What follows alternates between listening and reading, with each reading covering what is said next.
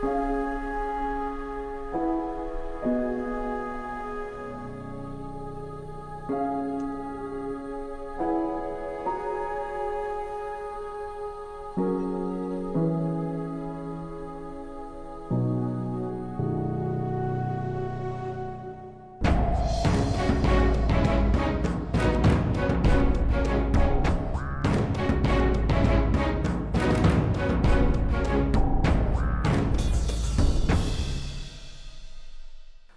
jump so high that I come close to him and I say, hello, go on the bike and I pass him. He was...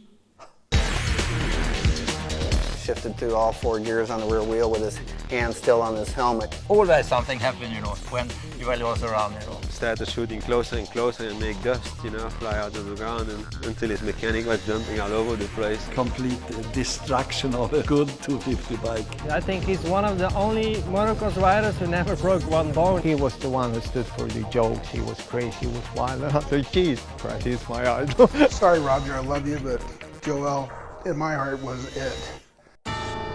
Joël Robert was born in Grandio, Belgium on November 26, 1943. As the sport of motocross transitioned from the 1960s to the 70s, Robert was the first international star. His effortless style and bigger-than-life persona were only matched by his 6 world titles. This is Joël Robert's motocross file. My father was working in a garage, a motorcycle shop. My mother was staying home, making food for me. I have a sister. At age 7, Joël would feel the pull of a throttle for the first time. His father, Ferdinand, would provide the youngster with his first motorcycle. That 125 gilet was a very, very low machine. He put me on the bike, but I could put my foot on the ground. He tagged me, then I start, I go. But I have to stop, saying, hey, come on, I must stop. Pounding the small Gillette for 5 years got Joël ready for his next bike. Keeping fuel in it, though, would take some ingenuity from the young Robert. BSA, full stroke, that things use a lot of petrol. And all the kids and guys from the town, they came and they have to pay 5 million francs to make 1 lap. And with that money, I could take petrol again. In 1959, Joël would make his first appearance on a motocross track. Fernand Robert would become Dr. Frankenstein, putting together Joël's race bike. My father bought 250 Zundap trophy that the guy got killed. We changed a lot of parts. We put the front fork from a matchless, time from an NSU. As his talents on a motocross bike improved, Fernand thought his son needed a real racing license, but he didn't want to wait 2 more years. We know you, okay, we give you your license, but we know that you are 16.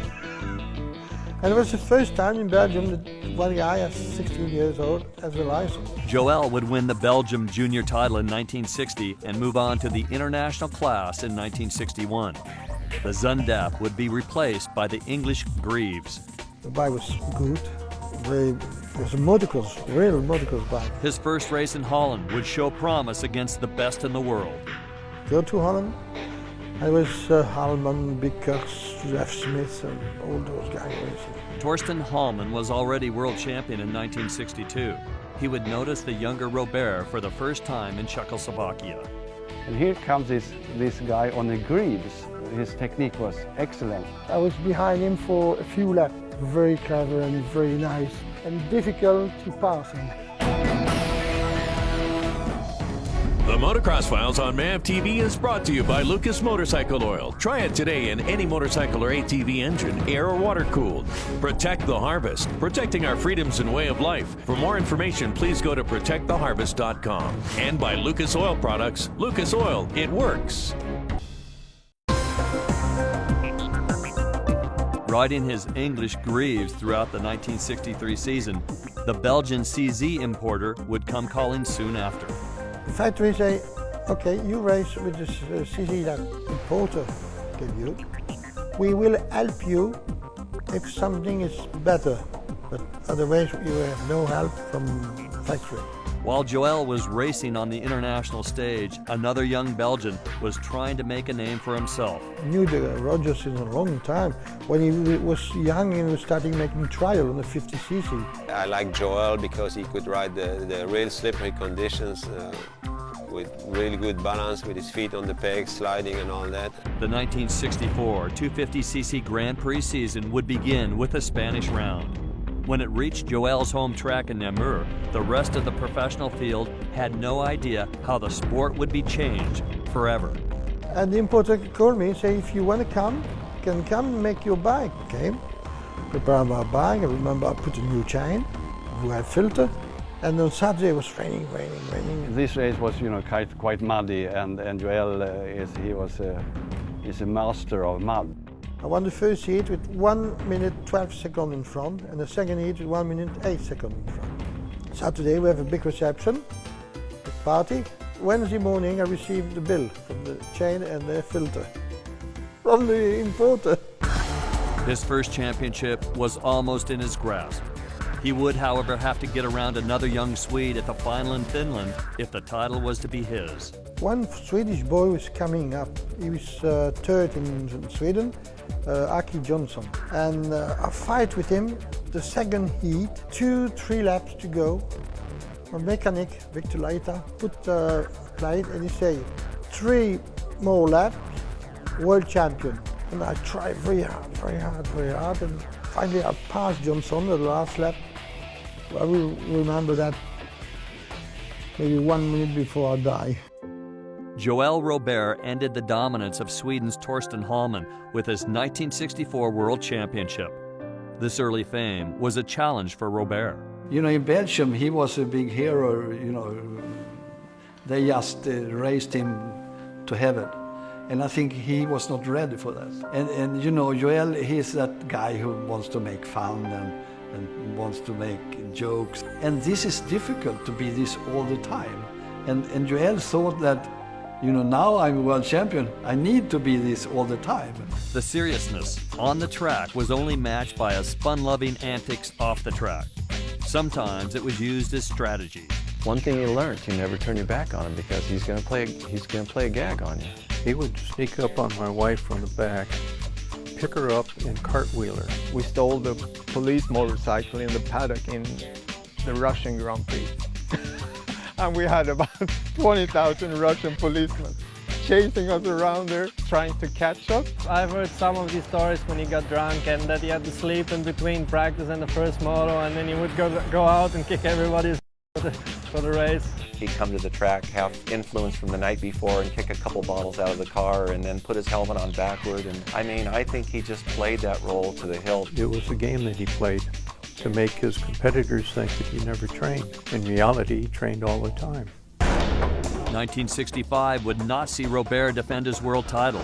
A young Russian, Viktor Arbakov, would put it to the West the next year, riding an identical CZ as Joël. Well, almost identical. It was impossible to beat him.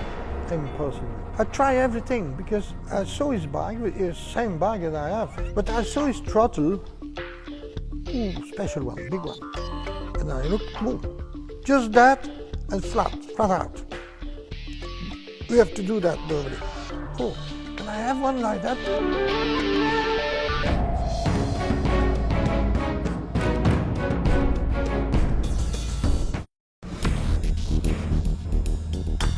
The Russians would overtrain Arbakov for 1966 while Hallman ran away from the field. With the championship slipping away, Robert's frustration was focused on his innocent CZ. At Italy, he toasted us for the first place, and he was just playing with me. Coming up the hill, go bup, bup, bup, bup, and he passed me, coming down. The bike started to blundering a little bit. He let me pass 2-3 times. And I was so mad, I stopped. The engine was still running, bum, bum, bum, bum, bum, bum. And I take a hammer, and I smash all the bike, all in pieces. I hit the head cylinder so many times, and he braked, and then the engine stopped. I don't think there was anything wrong with that motorcycle. He just completely destroyed a good bike. Put the bike on the trailer, and we drove to Czechoslovakia, because the next Grand Prix was in Poland. We arrive in the factory. You say no. No bags. Ah, no bags. Okay, 1 minute. I go to the production. I took one out. Guys coming to take me. I have a big number. Say, come on. We put the bag on the trailer and we run away. Great friends, but tough competitors on the track. Joël and Torsten always had something for the other. Respect. Torsten was a very tough man. He was one of the best. When you're racing, I mean, we were going, 110% sometimes.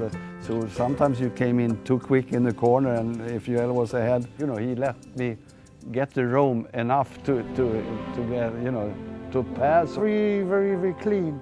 Never pushed, never, but big fight. We managed to control it, and we had respect for each other.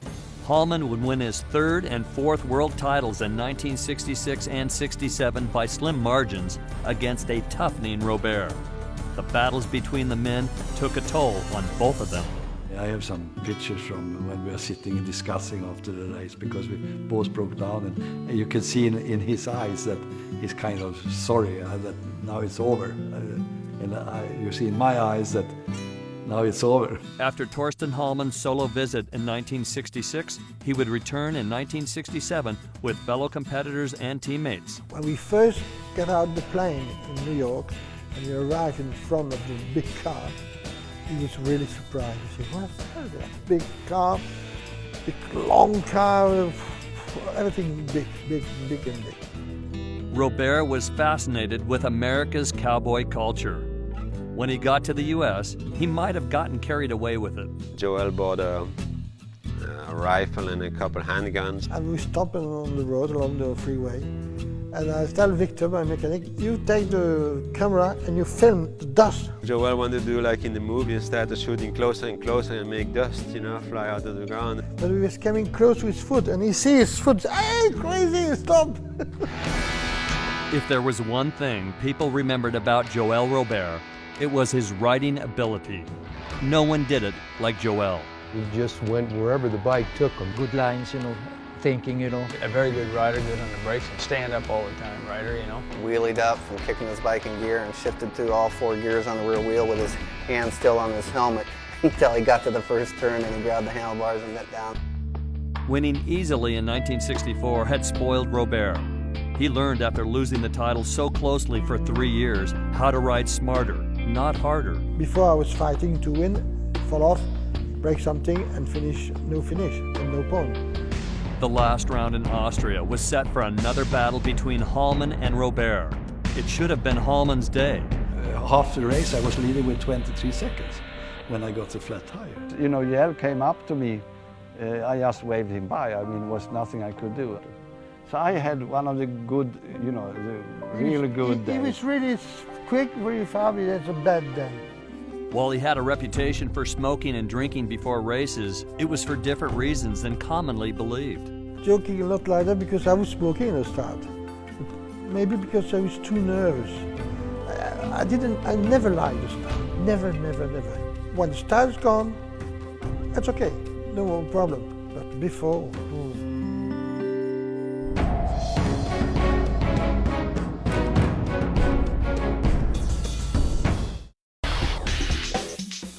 The Japanese company Suzuki would have their eye on Joël and his rival Hallman as early as 1966. They would get Robert for 1970. CZ was not good money. Finally, I heard that Sylvain signed. If I don't go, Joël will go.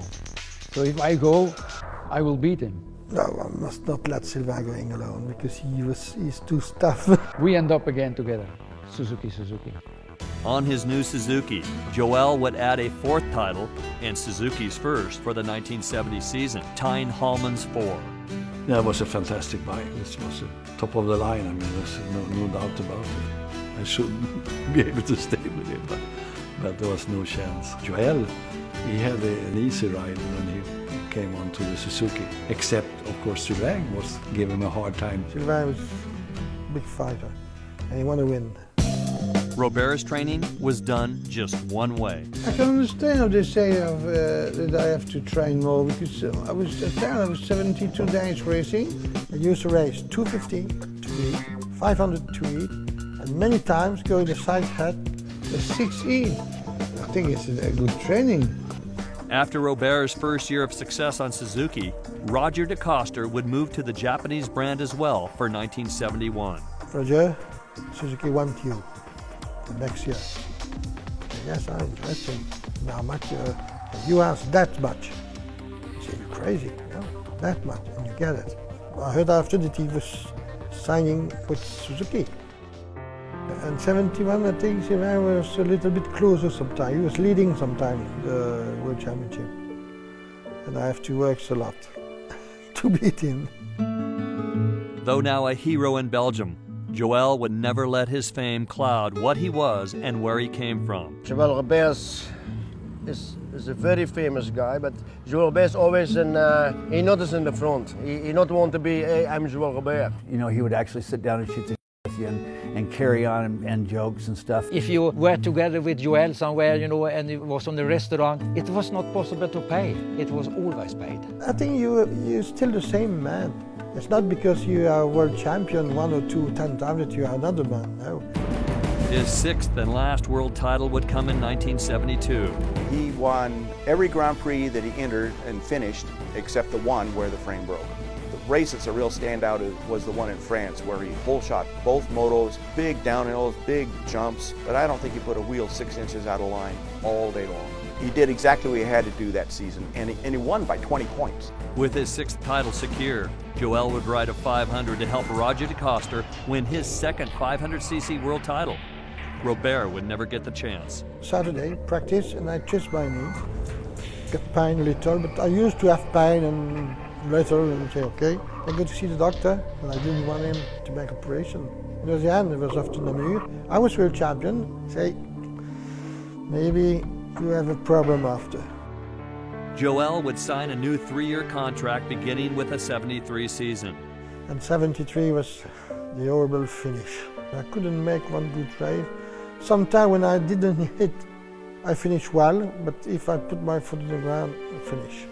I came back to the doctor, say, I tell you that you will have a big problem. No, it's too late. Robert would finish 18th overall for the season, while Swede Håkan Andersson would win the title on Torsten Hallman's developed Yamaha monoshock. I was second 72 and I was won 73. Finally I made it, you know, so I was very happy, 73. From that time, Joël wasn't so competitive anymore. Looks like he had given up. I think my career was finished that time. The Motocross Files on MAV TV has been brought to you by Lucas Motorcycle Oil. Try it today in any motorcycle or ATV engine, air or water cooled. Protect the harvest, protecting our freedoms and way of life. For more information, please go to protecttheharvest.com. And by Lucas Oil Products, Lucas Oil. It works. Younger riders from Russia and his own country of Belgium would replace Robert on the podiums of Europe for 74 and 75. His contract and long relationship with Suzuki would end. He wasn't very well taken care on his body, and the competition got tougher. The first 3 years, I didn't have a big contract, and I make a contract for the last 3 years, big contract. For 1976, he would move to the Austrian Poop machine while feeling the strains of a long, grueling career. I was not more interesting to travel. I was tired, traveling and racing. I think he cannot win also not anymore on that time, and he knew it was not finished, but the boys coming. Another future Belgian world champion would be lining up with Robert at the 1976 French GP. The first heat would be Joël's last. I was scared about making mistake, afraid to touch him in the race by mistake or something like that, because it was so big to me. I win the first heat, I go on the front wheel maybe a long way, see the grass, say, oh, okay, it's time to stop. If I don't stop, I'm going to get hurt. Put the bike on the van and then say, okay, finish. You keep all the money, I finish racing. He had won his 6th and final world title the year Stefan Everts was born in 1972. 31 years later, Stefan would break Joël's record with his 7th world title in 2003. I was always telling Joël, you know, you have 6 titles and I won 7. I'm gonna beat your record. And he was like, When you do that, you and me gonna drink champagne. And in Ernée in France, got 6, we drink champagne, both. Only him and myself, nobody else. The crowd in front of us and all the journalists around us, and just me and him having this glass of champagne was just incredible. I'm very happy that he did that, because for me it's not one of the best, it's the best. Joël's life today still involves the sport he loves, with his involvement in the Belgium Federation and his motorcycle club's 12 Hours of Chanel that he leads. I have a club and I'm the president. We work on 2 organizations a year, 12 hours in the road, and Supermoto. It takes 10-15 days to prepare the track. Well, we have 10 guys and it's good. But sometimes we prefer 10 guys working than 20 talking. He made us a nation of mouth breathers, because when he was here we just went. Everywhere he went, he was the champion. Partied and had a good life and girls and the whole deal. He had everything. Torsten was my mentor, but Joël was by heart, you know. When I was in Belgium, you know, Joël was such a big hero, so I became a hero myself. I was looking him like a god, you know. He was my dream. He was great, and we will never forget him. Nobody will forget Joël Robert. Robert's unearthly ability on a motocross bike was the inspiration for thousands of riders and future champions. His dominance on the racetrack was never hindered by his free-spirited nature off the track with his fellow competitors, friends, and fans. There will only ever be one Joël Robert. Always joking. And I think it was my life. If somebody stopped me joking, maybe I'll never make a good result. I lose was okay, I win was okay.